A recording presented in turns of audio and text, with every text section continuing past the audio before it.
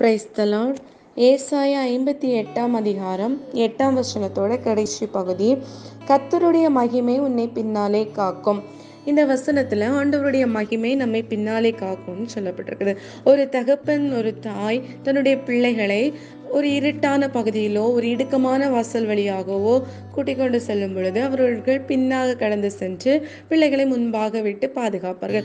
அதுபோல நம்முடைய வாழ்க்கையில ஒரு இருளின் அனுபவங்களோ இடுக்கமான பகுதி காணப்படும் போதோ, ஐயோ நான் இனி என்ன பண்ணுவேன் அப்படிங்கிற ஒரு கலக்கமான சூழ்நிலை காணப்படும் பொழுது ஒரு தகப்பன் தன் பிள்ளைக்கு செய்வது போல நம்முடைய ஆண்டவராகிய இயேசு கிறிஸ்து நமக்காக நின்று அவருடைய மகிமை நம்மை பின்னாலே காத்து நம்மை முன்பாக நடத்தி செல்கிறார். இந்த ஆண்டு முழுவதுமாக ஆண்டவர் நம்மை அவ்வாறே நடத்தி வந்திருக்கிறார். ஒவ்வொரு நாளும் எத்தனையோ கலக்கமான சூழ்நிலைகள், கஷ்டமான சூழ்நிலைகள் நம்முடைய வாழ்க்கையில வந்த போதும் ஆண்டவர் நம்மை கைவிடாது தகப்பன் தன் பிள்ளைக்கு இறங்குகிறது போல என் தேவனை நம்மை சுமந்து அவருடைய மகிமை நம்மை பின்னாலே காத்து வந்திருக்கிறது.